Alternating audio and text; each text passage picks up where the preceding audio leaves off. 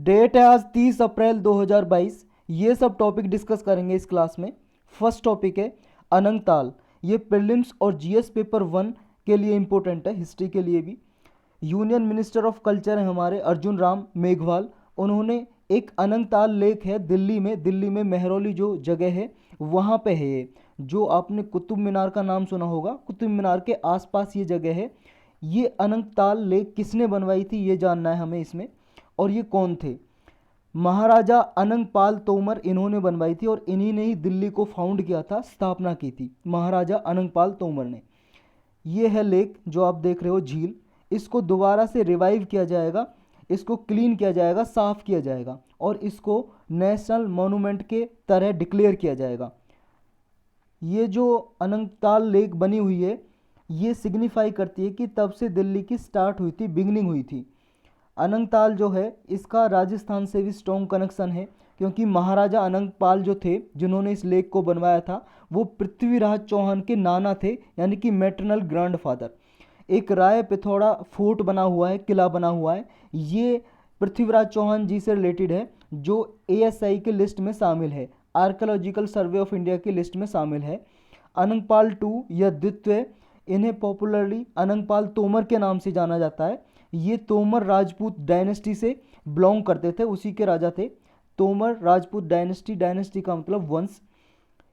इन्होंने 11वीं सेंचुरी में दिल्ली को एस्टेब्लिश किया था, स्थापना की थी। नेक्स्ट टॉपिक है अनएम्प्लॉयमेंट। ये प्रीलिम्स और जीएस पेपर 3 के लिए इंपॉर्टेंट है। अनएम्प्लॉयमेंट मतलब बेरोजगारी। ये डेटा आया है अभी एक central for monitoring Indian economy. ये एक प्राइवेट लिमिटेड कंपनी है, प्राइवेट लिमिटेड कंपनी। इसने डेटा जारी किया है इंडिया की लेबर फोर्स पार्टिसिपेशन रेट का। लेबर फोर्स यानी कि जो आदमी काम करना चाहते हैं या जो आदमी एम्प्लॉयड हैं वो सब आते हैं लेबर फोर्स में, आगे डिस्कस करेंगे। इस रिपोर्ट में ये सामने आया है जो लेबर फोर्स पार्टिसिपेशन रेट है वो अब 40% रह गई है। जो पहले 2016 में 47% थी, ऑलरेडी लो थी, और ये अब घट के कितनी रह गई है? 40% रह गई है। लेबर फोर्स पार्टिसिपेशन रेट और अनएम्प्लॉयमेंट रेट दोनों अलग अलग हैं, दोनों में डिफरेंस क्या है दोनों समझेंगे। ये प्रीलिम्स के लिए मोस्ट इंपॉर्टेंट है। देखो ये सजेशन दिया है इसमें, half of the Indian population है जो वर्किंग एज ग्रुप में है। वर्किंग एज ग्रुप में पॉपुलेशन उसको बोलते हैं जो 15 साल से अबव के आदमी हैं या औरत हैं और 59 से नीचे हैं, यानी कि इस एज ग्रुप में जो पर्सन है उनको बोलेंगे वर्किंग एज ग्रुप के पीपल। ये अभी जॉब मार्केट में, देखो जॉब है नहीं मार्केट में, इसकी वजह से इन्होंने डिसाइड किया घर बैठने के लिए। तो इनकी जो पॉपुलेशन के रिगार्डिंग प्रपोर्शन है जो वर्किंग एज ग्रुप की, जो खाली बैठे हुए हैं जिनके पास काम नहीं है, यानी कि बेरोजगारी और बढ़ती जा रही है इस रिपोर्ट के अकॉर्डिंग। इस रिपोर्ट के अकॉर्डिंग जो 15 ईयर एज के ग्रुप के पर्सन हैं या उनसे ऊपर हैं, 15 ईयर एज या उससे ओल्डर हैं, ये पर्सन दो कैटेगरी में डिवाइड किए गए हैं। यानी कि ये दोनों कैटेगरी लेबर फोर्स में आती हैं। लेबर फोर्स में कौन कौन आएंगे? पहली कैटेगरी है जो एम्प्लॉयड हैं, यानी कि जो रोजगार जिन्हें मिला हुआ है और जो नौकरी करते हैं, एम्प्लॉयड हैं। दूसरी कैटेगरी है अनएम्प्लॉयड की, वो बेरोजगार हैं लेकिन रोजगार उन्हें चाहिए, काम करने के इच्छुक हैं और जॉब ढूंढ रहे हैं, यानी कि उनके पास जॉब नहीं है। वो किस कैटेगरी में? लेबर फोर्स की कैटेगरी में आएंगे दोनों, क्योंकि ये 15 साल या उससे अबव के हैं और 59 से नीचे के हैं। लगभग 15 से 59 के बीच में हम ये लेबर फोर्स को काउंट करते हैं। तो जो एम्प्लॉयड है लेबर फोर्स में वो भी आएंगे जो काम कर रहे हैं, रोजगार कर रहे हैं। जो रोजगार नहीं भी कर रहे हैं यानी कि अनएम्प्लॉयड है लेकिन वो रोजगार ढूंढ रहे हैं, वर्क ढूंढ रहे हैं और वो जॉब की तलाश कर रहे हैं, वो भी लेबर फोर्स में आएंगे। तो आपको लेबर फोर्स में दोनों याद रखने हैं। तो फिर अनएम्प्लॉय रेट क्या होगा? अनएम्प्लॉय रेट यानी कि बेरोजगारी दर ये होगी, जो अनएम्प्लॉयड हैं उसको हम अनएम्प्लॉयड को डिवाइड कर देंगे टोटल लेबर फोर्स से। तो अनएम्प्लॉयमेंट जितने हैं अपॉन में लेबर फोर्स जितनी टोटल है, तो ये आ जाएगा अनएम्प्लॉयमेंट रेट। और लेबर फोर्स में दोनों होंगे, दोनों, और अनएम्प्लॉयड में सिर्फ अनएम्प्लॉयमेंट को टोटल लेबर फोर्स से डिवाइड कर देंगे, तो वो आ जाएगा अनएम्प्लॉयमेंट कितने हैं आदमी या औरत, पर्सन। यानी कि ये जो दो कैटेगरी हैं, दोनों कैटेगरी जॉब की डिमांड करती हैं, यानी कि ये लेबर फोर्स पार्टिसिपेशन रेट है। लेबर फोर्स पार्टिसिपेशन रेट यानी कि जो कैटेगरी 1 में है वो तो सक्सीड हो गए, जॉब पाने में सफलता मिल गई, लेकिन 2 कैटेगरी में जो आते हैं नंबर 2 कैटेगरी में वो फेल हो गए, यानी कि उन्हें जॉब नहीं मिली। लेकिन दोनों ही जॉब चाहते हैं, एक को मिल गई कैटेगरी को और एक को नहीं मिली जॉब। जो लेबर फोर्स पार्टिसिपेशन रेट है ये परसेंटेज आएगा इसका वर्किंग एज ग्रुप में, यानी कि वर्किंग एज पॉपुलेशन है जो उसका परसेंटेज निकालते हैं। जैसे हमने ऊपर डिस्कस किया कि लेबर फोर्स यानी कि कितनी होगी, लेबर फोर्स जितनी वर्किंग एज पॉपुलेशन है, एम्प्लॉयड हो या अनएम्प्लॉयड हो, अनएम्प्लॉयड या अनएम्प्लॉयड, उसमें से परसेंटेज देखते हैं लेबर फोर्स पार्टिसिपेशन रेट का। यानी कि अगर देखो हमें लेबर फोर्स पार्टिसिपेशन रेट निकालना है या अनएम्प्लॉयमेंट रेट निकालना है तो दोनों में फ़र्क ये है, अनएम्प्लॉयमेंट रेट हम निकालेंगे कि ये टोटल कितने अनएम्प्लॉयड पीपल हैं और अपॉन में टोटल लेबर फोर्स कितनी है, टोटल लेबर फोर्स कितनी है, ये निकालेंगे हम अनएम्प्लॉयमेंट रेट। और अगर हमें लेबर फोर्स निकालनी है, लेबर फोर्स पार्टिसिपेशन रेट या लेबर फोर्स, तो वो कैसे निकालेंगे, लेबर फोर्स हम निकालना चाहेंगे तो टोटल एम्प्लॉयड और अनएम्प्लॉयड, ये हो गया टोटल लेबर फोर्स, अपॉन में कर देंगे टोटल पॉपुलेशन पे, टोटल पॉपुलेशन पे, तो ये टोटल लेबर फोर्स आ जाएगी। यानी कि टोटल पॉपुलेशन में जितनी भी लेबर फोर्स है 15 से 59 साल के बीच में, 15 से 59 ईयर्स के बीच में, वो आ गई टोटल लेबर फोर्स। यानी कि इसको लेबर फोर्स को किस पे निकालेंगे, टोटल पॉपुलेशन पे, और अनएम्प्लॉयमेंट को निकालेंगे, अनएम्प्लॉयमेंट को निकालेंगे टोटल लेबर फोर्स पे। बस ये दोनों चीज़ आपको याद होनी चाहिए इसमें, और ज़्यादा कुछ इसमें है नहीं। नेक्स्ट टॉपिक है वर्ल्ड मिलिट्री एक्सपेंडिचर। ये प्रीलिम्स और जीएस पेपर 3 के लिए इंपॉर्टेंट है। अभी देखो एक रिपोर्ट आई है सिप्री की। सिप्री एक इंस्टीट्यूट है, कहाँ पे है ये स्टॉकहोम में है। स्टॉकहोम स्वीडन की कैपिटल है। ये यूरोप में कंट्री है स्वीडन, आपने देखा ही होगा ये वाली स्वीडन ग्रीन कलर की, यहाँ पे है स्टॉकहोम इसकी कैपिटल, वहाँ पे इंस्टीट्यूट बना हुआ है। ये लगभग बताता है, हर साल रिपोर्ट निकालता है कि मिलिट्री एक्सपेंडिचर किस कंट्री का कितना है और कितना बढ़ा है पिछले साल से या कितना घटा है, और पूरे वर्ल्ड लेवल में सबसे ज़्यादा कितना है। मिलिट्री एक्सपेंडिचर का मतलब कि फोर्स पे, हमारी जो सेना होती है, आर्मी नेवी एयर फोर्स, उस पर कितना खर्चा किया है किस कंट्री ने। अगर हम बात करें टोटल वर्ल्ड की, पूरे संसार की, तो 2021 की अपेक्षा, यानी कि पिछले साल से, लास्ट ईयर से 2022 में ये 0.7% इंक्रीज हो गया है। यानी कि अभी फ़िलहाल ये $2113 बिलियन, इतना खर्चा टोटल मिलिट्री पे होता है, सेना पे होता है, सिप्री की रिपोर्ट के अकॉर्डिंग। ये आप देख सकते हो इस ग्राफ में, सबसे ज़्यादा जो खर्चा करता है मिलिट्री पे वो है अमेरिका। ये अमेरिका का डेटा दिखाया गया है। उसके बाद आता है नंबर एशिया में, उसके बाद आता है यूरोप में, उसके बाद वेस्ट एशिया में, फिर अफ्रीका में। अगर कंट्री की बात करें, 5 लार्जेस्ट कंट्री, देश जो सबसे ज़्यादा मिलिट्री एक्सपेंडिचर करते हैं वो हैं United States of America, China, India, United Kingdom, Russia. ये टॉप 5 कंट्री हैं। तीसरे नंबर पे हमारा इंडिया आता है। टोटल ये 62% एक्सपेंडिचर करते हैं। पूरे वर्ल्ड में जितना भी मिलिट्री पे एक्सपेंडिचर किया जाता है उसमें से 62% तो ये 5 कंट्री ही कर देते हैं।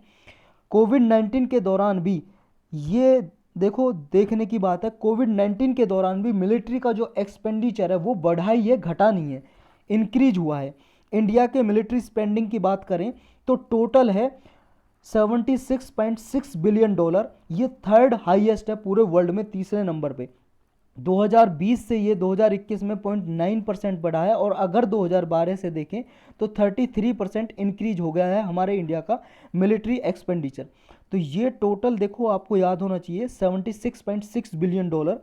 और इसमें भी जो हमारे इंडिजीनस आर्म है, इंडिजीनस आर्म्स का मतलब हथियार, इंडिजीनस मतलब हमारे देश में ही मैन्युफैक्चर जो हुए हैं, हमारे देश में जो कंपनी है उन्होंने जो बनाए हैं, उनसे ये इंडिया ने किया है वादा कि 64% जो मिलिट्री बजट जो अनाउंस होता है हर साल, 64% हम इंडिजिनस आर्म्स खरीदेंगे उस बजट से, 64% से, यानी कि जो डोमेस्टिकली प्रोड्यूस्ड आर्म हुए हैं वही इंडिया एक्वायर करेगा, खरीदेगा। यूएस चाइना की बात करें तो दोनों के दोनों पूरे वर्ल्ड का टोटल 52%, ये 52% कंट्रीब्यूट करते हैं, यानी कि टॉप 5 कंट्री कितनी थी, 62% कंट्रीब्यूट कर रही थी पूरे वर्ल्ड के मिलिट्री एक्सपेंडिचर का, और ये दो ही कंट्री 52% खर्चा करती है मिलिट्री पे पूरे वर्ल्ड का। वर्ल्ड में सेकंड लार्जेस्ट है ये चाइना।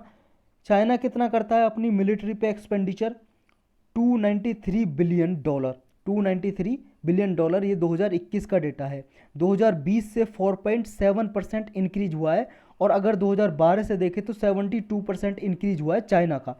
और इंडिया और चाइना का अगर आप मुकाबला करोगे, कंपटीशन यानी कि कंपेयर करोगे, तुलना करोगे, तो इंडिया का आपको याद होना चाहिए कि $76.6 बिलियन इंडिया का था, और चाइना का ये देखो आप $293 बिलियन, यूएस डॉलर की बात हो रही है ये, यानी कि इंडिया से ये लगा लो कम से कम 4 गुना ज़्यादा, 4 टाइम्स ज़्यादा मिलिट्री पे स्पेंडिंग खर्च करता है, एक्सपेंडिचर करता है चाइना इंडिया से। तो ये चीज़ आपको याद होनी चाहिए। नेक्स्ट टॉपिक है MSME sustainable Z certification scheme. Z का मतलब है जीरो इफेक्ट, जीरो डिफेक्ट। ये क्या है जानेंगे अभी। एमएसएमई तो आपको पता ही है, माइक्रो स्मॉल मीडियम इंटरप्राइजेस। ये जो मंत्री हैं एमएसएमई के, अलग से मंत्रालय बनाया हुआ है हमारे इंडिया में, union minister for micro small and medium enterprises ने ये स्कीम लॉन्च की है, MSME sustainable Z certification scheme. क्या है इस स्कीम का मकसद। इस स्कीम का मकसद है कि जो ऐसी एमएसएमई है जो इस प्लेज को, इस प्रतिज्ञा को, इस प्लेज को या प्रतिज्ञा को, PLEDGE, प्लेज मतलब प्रतिज्ञा या प्रैक्टिसेस, इस प्रैक्टिसेस को अडॉप्ट करेंगी, अपनाएंगी। कौन सी practices, zero defect zero effect की प्रैक्टिसेस को अपनाएंगी। ऐसी एमएसएमई को ये जेड सर्टिफिकेशन दिया जाएगा, और ऐसी एमएसएमई को आगे और एनकरेज भी किया जाएगा, बढ़ावा भी दिया जाएगा। क्या है ये zero defect zero effect. Zero defect का मतलब, डिफेक्ट मतलब कमी, यानी कि जीरो कमी होनी चाहिए किसमें, जो एमएसएमई प्रोडक्ट बना रही है, मैन्युफैक्चरिंग कर रही है, कोई भी वस्तु या सेवा दे रही है, उसमें जीरो डिफेक्ट होना चाहिए, कोई कमी नहीं होनी चाहिए। जीरो इफेक्ट, इफेक्ट मतलब प्रभाव, उसके बनाए हुए प्रोडक्ट से या जो वो प्रोसेसिंग कर रही है, कोई मैन्युफैक्चरिंग में जो भी प्रोसेसिंग कर रही है, उसकी वजह से पर्यावरण पे कोई नुकसान नहीं पड़ना, यानी नुकसान नहीं होना चाहिए पर्यावरण को या पर्यावरण पे कोई प्रभाव इफेक्ट नहीं पड़ना चाहिए, ये हो जाएगा जीरो इफेक्ट। यानी कि ऐसी एमएसएमई जो जीरो डिफेक्ट है जिनके प्रोडक्ट में, और जिसकी वजह से पर्यावरण में जीरो इफेक्ट है, उसको ये सर्टिफिकेट दिया जाएगा और उन्हें प्रमोट किया जाएगा। जीरो डिफेक्ट यानी कि जेड सर्टिफिकेशन है जो, इसकी वजह से एमएसएमई जो वेस्टेज होती है उसको रिड्यूस करेंगी, प्रोडक्टिविटी को इंक्रीज करेंगी, इन्वायरमेंटल कॉन्शियसनेस को इंक्रीज करेंगी, इनहेंस करेंगी, एनर्जी को बचाएंगी, सेव करेंगी, ऑप्टिमल यूज करेंगे, नेचुरल रिसोर्सेज का कम से कम यूज करके ज़्यादा से ज़्यादा आउटपुट लेंगी, और मार्केट को एक्सपेंड करेंगी। इस स्कीम के अंतर्गत एमएसएमई को सब्सिडी दी जाएगी 3 कैटेगरीज में। जो माइक्रो इंटरप्राइजेज हैं उनको 80% तक गवर्नमेंट सहायता देगी, सब्सिडी देगी। स्मॉल एंटरप्राइजेज को 60% की सहायता देगी, मीडियम एंटरप्राइजेज को 50% की सहायता देगी। ये आपको डेटा थोड़ा याद होना चाहिए, कितनी सब्सिडी दी जाएगी, 80, 60 और 50, ये याद होना चाहिए।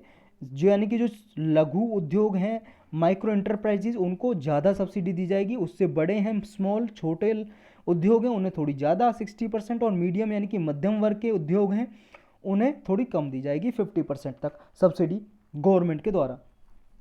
एडिशनल सब्सिडी भी दी जाएगी, जितनी ये दी जा रही है ना 80, 60 और 50, इनके अलावा 10% और सब्सिडी दी जाएगी अगर कोई ऐसी एमएसएमई है जो ओन्ड है किसके द्वारा, वुमन के द्वारा, यानी कि जिसका मालिक एमएसएमई का है महिला, या SC ST कैटेगरी के एंटरप्रेन्योर हैं, उद्योगपति, या कोई ऐसी एमएसएमई है जो नॉर्थ ईस्टर्न एरिया में, इस एरिया में सेटअप है, असम, मेघालय, त्रिपुरा, अरुणाचल प्रदेश, इस एरिया में सेटअप है कोई एमएसएमई, तो उसको 10% एडिशनल दिया जाएगा फ़ायदा, चाहे वो किसी के द्वारा ओन्ड हो, किसी ने चला रखी हो, चाहे जनरल कैटेगरी का, OBC का, SC ST वुमन जो नॉर्थ ईस्ट रीजन में सेटअप है।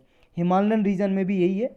लेफ्ट विंग एक्सट्रीमिज्म ऐसा रीजन है जहाँ पे लेफ्ट विंग एक्सट्रीमिज्म ज़्यादा है, यानी कि जो एरिया है जहाँ पे नक्सलवाद है, ऐसे एरिया में MSME है, उनको 10% एडिशनल फ़ायदा दिया जाएगा। आइलैंड टेरिटरी में, अंडमान निकोबार में या किसी लक्षद्वीप में हो, एस्पिरेशनल डिस्ट्रिक्ट में हो कोई MSME, तो उसको भी 10% एक्स्ट्रा बेनिफिट दिया जाएगा। एस्पिरेशनल डिस्ट्रिक्ट ये है, नीति आयोग ने देखो ये लगभग 116 डिस्ट्रिक्ट आइडेंटिफाई की थी, किस बेस पे, जो बैकवर्ड है जिनमें इंफ्रास्ट्रक्चर नहीं है, रोड बने हुए नहीं है और वैसे भी बैकवर्ड हैं, पिछड़ी हुई डिस्ट्रिक्ट हैं, उनको आइडेंटिफाई किया था एस्पिरेशनल डिस्ट्रिक्ट, ताकि उन्हें ज़्यादा से ज़्यादा फ़ायदा पहुंचाया जा सके और उन्हें डेवलपमेंट के पाथ पे लाया जा सके। 5% और एडिशनल सब्सिडी दी जाएगी जो MSME स्फूर्ति स्कीम को अडॉप्ट कर चुकी हैं। इसका पार्ट है स्फूर्ति स्कीम का, या micro and small enterprises cluster development programme का पार्ट है, तो उनको और 5% की सहायता दी जाएगी।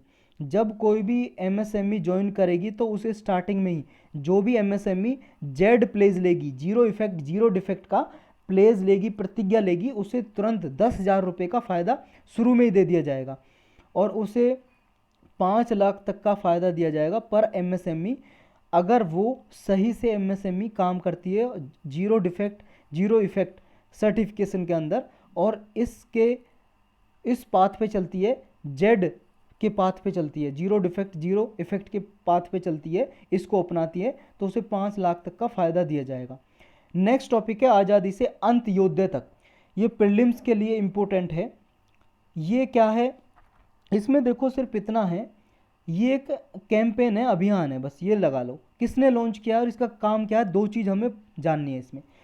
लॉन्च किया है ministry of rural development and Panchayati Raj ministry ने, दोनों ने, मतलब दोनों एक ही के पास हैं। ये पंचायती राज भी श्री गिरिराज सिंह ये मिनिस्टर है रूरल डेवलपमेंट एंड पंचायती राज के, इन्होंने लॉन्च किए, ये यस्टरडे लॉन्च किया, यानी कि कल लॉन्च किया इस कैंपेन को। इस कैंपेन का मतलब ये है, इसका मकसद ये है, एम लक्ष्य है कि 75 डिस्ट्रिक्ट आइडेंटिफाई किए हैं 28 स्टेट्स और यूटीज़ में, उनमें 9 सेंट्रल मिनिस्ट्रीज़ की जो बेनिफिशियरी स्कीम है उनके बारे में बताया जाएगा लोगों को रूरल एरियाज़ में। ये ऐसी आइडेंटिफाइड डिस्ट्रिक्ट हैं जो 99 फ्रीडम फाइटर की बर्थ प्लेस हैं, यानी कि ऐसे हमारे आज़ादी के लिए संघर्ष जिन्होंने किया था, फ्रीडम फाइटर थे 99, उनका जन्म इन डिस्ट्रिक्ट्स में हुआ है, उनको आइडेंटिफाई किया है। और ये आज़ादी का अमृत महोत्सव जो हम 1 साल तक मना रहे हैं, 75 साल पूरे होने के उपलक्ष्य में हमारी आज़ादी के, उसी का पार्ट है ये कैंपेन भी। ये कैंपेन जो है आज़ादी से अंत्योदय तक, इसके अंदर यही है कि 17 स्कीम सेलेक्ट की जाएंगी और जो रूरल एरियाज़ में पर्सन हैं उनको इनके बारे में जानकारी दी जाएगी।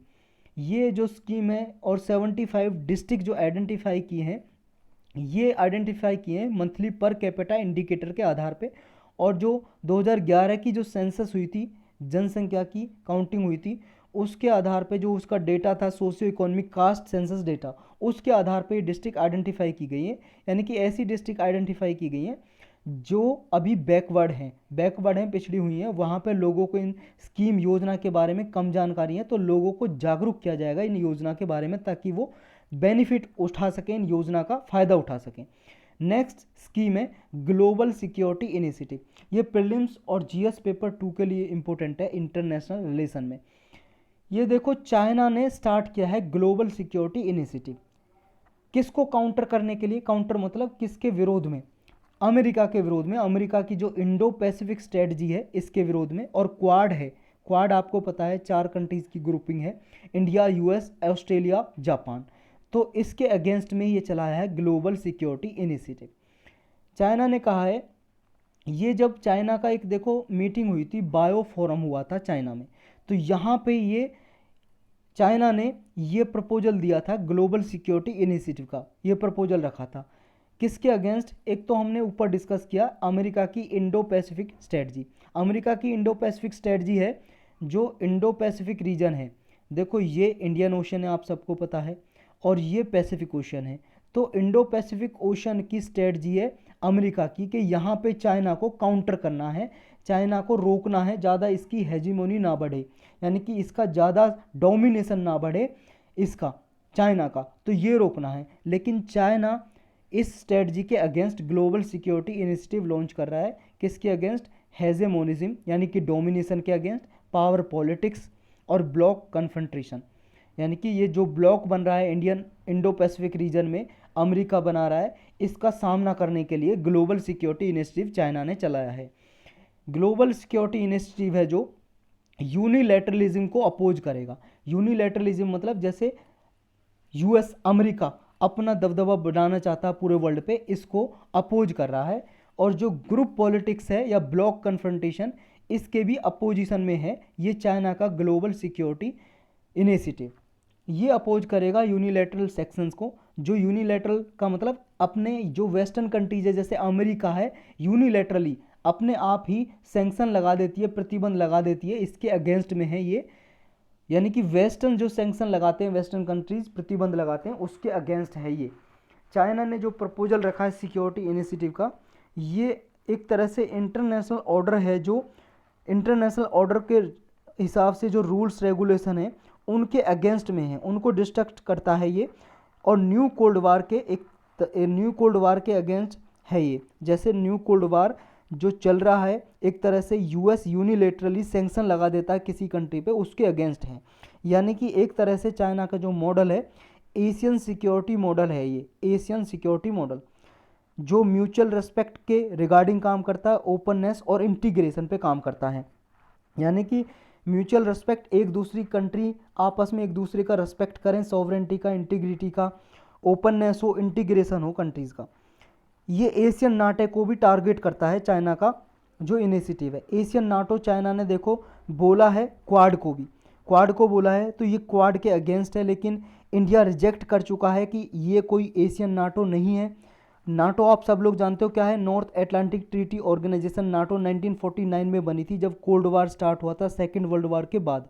यूएसएसआर यानी कि रसिया और अमेरिका के बीच में कोल्ड वार यानी कि शीत युद्ध, कोई तलवारों या लाठियों से या बंदूकों से या मिसाइल से लड़ने वाला कोई वार युद्ध नहीं था। ये कोल्ड वार क्या था, शीत युद्ध, ये आइडियोलॉजी का, विचारधारा का वार था। तो ये तब नाटो बनाई थी अमेरिका ने यूएसएसआर को काउंटर करने के लिए। एक मिलिट्री ऑर्गेनाइजेशन है जो अभी भी बनी हुई है। इसी तरह से क्वाड को भी, क्वाड जो 4 कंट्रीज़ का ग्रुप है, यूएस, इंडिया, ऑस्ट्रेलिया और आपका जापान, इसमें 4 कंट्री आते हैं। इनको एशियन नाटो बोला चाइना ने, लेकिन इंडिया ने इसको रिजेक्ट कर दिया कि एशियन नाटो नहीं है, ये वैक्सीन और टेक्नोलॉजी के लिए कॉपरेशन के लिए ये ग्रुपिंग बनाया है कि ताकि जो कोविड-19 की वैक्सीन है कंट्रीज़ में डिस्ट्रीब्यूट की जा सके और टेक्नोलॉजी को अपग्रेडेशन और शेयरिंग की जा सके आपस में, दोनों ये चारों कंट्रीज़ के बीच में, जो क्वाड के ग्रुपिंग है। चाइना ने देखो एशियन नाटो के अगेंस्ट ग्लोबल सिक्योरिटी इनिशिएटिव जो चला है एशियन नाटो के अगेंस्ट, और इनके 5 आइज कंट्रीज़ के अगेंस्ट। 5 आइज कंट्रीज़ में आता है ऑस्ट्रेलिया, न्यूजीलैंड, कनाडा, यूएस और यूके। और ओकस पैक्ट के अगेंस्ट चलाया है ये ग्लोबल सिक्योरिटी इनिशिएटिव। ओकस पैक्ट 3 कंट्रीज़ की ग्रुपिंग है, ऑस्ट्रेलिया, ए से ऑस्ट्रेलिया, यूके से यूनाइटेड किंगडम और यूएसए से अमेरिका। ये US America, United States of America. तो ये ग्रुपिंग है 3 कंट्रीज़ की, इसके अगेंस्ट भी चलाया है global security initiative. Next topic है आदिग्राम्स। आदिग्राम्स देखो, आदिग्राम्स की फुल फॉर्म है आदिवासी ग्रांट्स मैनेजमेंट सिस्टम। ये प्रीलिम्स और जीएस पेपर 3 के लिए इंपॉर्टेंट है और 2 के लिए भी। मिनिस्ट्री ऑफ ट्राइबल अफेयर्स है जो, इसने ऑर्गेनाइज किया है एक वर्कशॉप, ये समझ लो एक मीटिंग ऑर्गेनाइज की थी 27 और 28 अप्रैल 2022 को। इसमें यह है कि एक पोर्टल बनाया जाएगा आदिग्राम नाम से, यानी कि एक पोर्टल यानी कि इंटरनेट पे साइट होगी जिस पे डेटाबेस होगा किसका, मिनिस्ट्री ऑफ ट्राइबल अफेयर्स का, ट्राइबल के रिगार्डिंग जितने भी ट्राइबल के रिगार्डिंग स्कीम, योजना चल रही हैं या कोई प्रोग्राम चल रहा है, सबका डेटा होगा। उनकी प्रोग्रेस कितनी हुई है उनके बारे में इन्फॉर्मेशन, या फिजिकल फाइनेंशियल इन्फॉर्मेशन ट्राइबल्स के रिगार्डिंग, कितना स्कीम चल रही है, कितना पैसा कहाँ खर्च हो रहा है, कितनी उनकी यानी कि सक्सेसफुल हुई है, कितना फेलियर हुआ है, सारा डेटा इस पोर्टल पे होगा आदिग्राम पे। Central, state, district, block, village level का सारा इस पे डेटा होगा, सारे स्टेक होल्डर इन्वॉल्व होंगे। जो पोर्टल है कवर करेगा बहुत सारी स्कीम को जो आर्टिकल 75 क्लाउज 1 के अंदर आती हैं, जिनके अंदर ग्रांट दिया जाता है ट्राइबल्स के लिए, या स्पेशल सेंट्रल असिस्टेंस प्रोवाइड की जाती है ट्राइबल सब स्कीम के जरिए, ये सब इसमें इंक्लूड होंगे इस पोर्टल में। या पीवीटीजी के लिए, डेवलपमेंट के लिए जो स्कीम योजना चलाई जा रही है उनका डेटा भी होगा। पीवीटीजी क्या होती हैं, पर्टिकुलरली वनरेबल ट्राइबल ग्रुप, देखो जो एसटी कैटेगरी में आते हैं ना, शेड्यूल ट्राइब में आती हैं जो जातियाँ, कास्ट, उनके अंदर ही कैटेगराइज की हुई हैं गवर्नमेंट ने पीवीटीजी। पीवीटीजी एसटी कैटेगरी में ही आती हैं, लेकिन इन्हें पीवीटीजी आइडेंटिफाई किया हुआ है। इनमें से जो एसटी कैटेगरी में जो कास्ट आती हैं, कम्युनिटी आती हैं, उनमें से ही 75 को डिक्लेयर किया हुआ है पीवीटीजी। यूपीएससी ने इससे एक बार क्वेश्चन भी पूछा है, दोबारा भी पूछा जा सकता है। तो टोटल हमारे इंडिया में पीवीटीजी कितनी है? 75, मतलब कम्युनिटी है, कास्ट हैं जो पीवीटीजी में आती हैं। और सबसे ज़्यादा कौन सी में? उड़ीसा स्टेट में, ये याद रखना आपको। उड़ीसा में 13 पीवीटीजी हैं, तो ये याद रखना है। और ये 18 स्टेट में और एक यूनियन टेरिटरी में। 18 स्टेट और यूनियन टेरिटरी। एक यूनियन टेरिटरी कौन सी है जिसमें पीवीटीजी है? वो है अंडमान निकोबार। याद रखना, एक ही यूनियन स्टेट्स यूनियन टेरिटरी में है, यानी केंद्र शासित प्रदेश है जो।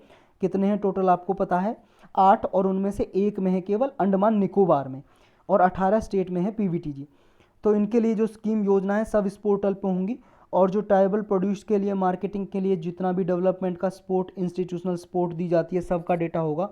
या माइनर फॉरेस्ट प्रोड्यूस के लिए मार्केटिंग की जाती है मिनिमम सपोर्ट प्राइस के जरिए, तो ये सब डेटा इस पे होगा, इस पोर्टल पे, आदिग्राम पोर्टल पे। तो आदिग्राम पोर्टल किससे रिलेटेड है? बस इतना याद रखना है, ट्राइबल के लिए है और मिनिस्ट्री ऑफ ट्राइबल अफेयर्स ने लॉन्च किया है। नेक्स्ट टॉपिक है नेशनल क्यूरिकुलम फ्रेमवर्क। ये प्रीलिम्स और जीएस पेपर 2 के लिए इंपॉर्टेंट है। दो चीज़ें याद रखनी है, किस मिनिस्ट्री ने चलाया है और क्या काम है इसका।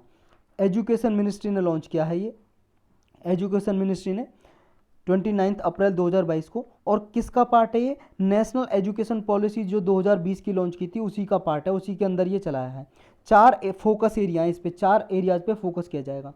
स्कूल एजुकेशन पे, early childhood care and education पे, टीचर एजुकेशन पे और एडल्ट एजुकेशन पे। एडल्ट एजुकेशन मतलब 18 साल से ऊपर के जो बच्चे हैं उनकी शिक्षा पे, टीचर को भी एजुकेट किया जाएगा इसके जरिए। अर्ली चाइल्डहुड केयर एजुकेशन पे, यानी कि जो 5 साल से पहले के बच्चे होते हैं, 3 से 5 साल के बीच में जो आंगनवाड़ी वगैरह में पढ़ते हैं, उनकी एजुकेशन पे। और स्कूल एजुकेशन पे, सब पे ध्यान दिया जाएगा इसमें। जो नेशनल एजुकेशन पॉलिसी है उसमें ये 25 थीम है, उन पे बेस्ड है ये national curriculum framework. National curriculum framework ये है कि इसमें रूल्स रेगुलेशन होंगे जिनके जरिए एजुकेशन को और प्रमोट किया जाएगा और अच्छे तरीके से नेशनल एजुकेशन पॉलिसी के हिसाब से, जो 2020 की नेशनल एजुकेशन पॉलिसी है उसके हिसाब से एजुकेशन को प्रोवाइड किया जाएगा। तो इसमें 3 कैटेगरी आइडेंटिफाई की गई हैं। नेशनल एजुकेशन पॉलिसी है जो 2020 की, उसके आधार पर 3 कैटेगरी आइडेंटिफाई की गई हैं। एक क्यूरिकुलम एंड पेडागोगी।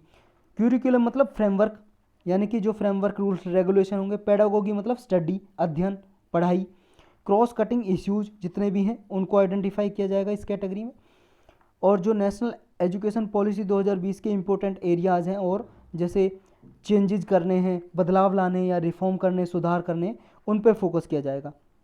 ये जो डॉक्यूमेंट है नेशनल क्यूरिकुलम फ्रेमवर्क का, इसमें देखो इसका ऑब्जेक्टिव यही है कि जो नेशनल एजुकेशन पॉलिसी 2020 की है उसके प्रिंसिपल हैं, जितने भी बेसिक प्रिंसिपल, उनके आधार पे ये रूल्स रेगुलेशन फ्रेमवर्क तैयार किए जाएंगे।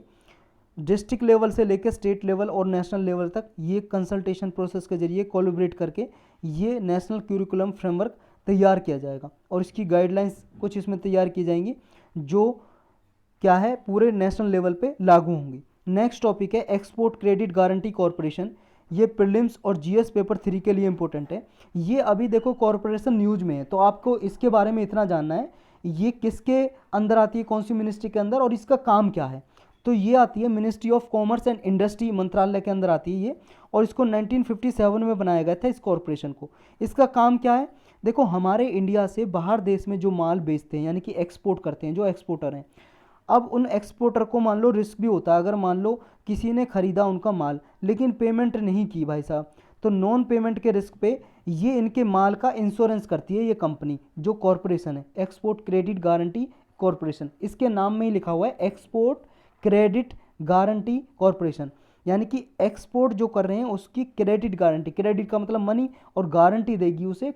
तो ये ऐसी कॉरपोरेशन है, इंश्योरेंस करती है उनके प्रोडक्ट का, इंश्योरेंस सर्विस प्रोवाइड करती है। अगर उन्हें पेमेंट नहीं हुई तो ये पैसा देगी ये कॉरपोरेशन कि आप अपना आगे और अपना प्रोडक्शन कर सको, एक्सपोर्ट कर सको। तब तक पेमेंट आपकी फिर आ जाएगी, फिर आपको मिल जाएगा। तो ऐसे इंश्योरेंस करती है ये एक्सपोर्टर का। नेक्स्ट टॉपिक है वर्ल्ड कोल एसोसिएशन। ये एक एनजीओ है, ये समझ लो, नॉन गवर्नमेंटल ऑर्गेनाइजेशन, गैर सरकारी संस्था।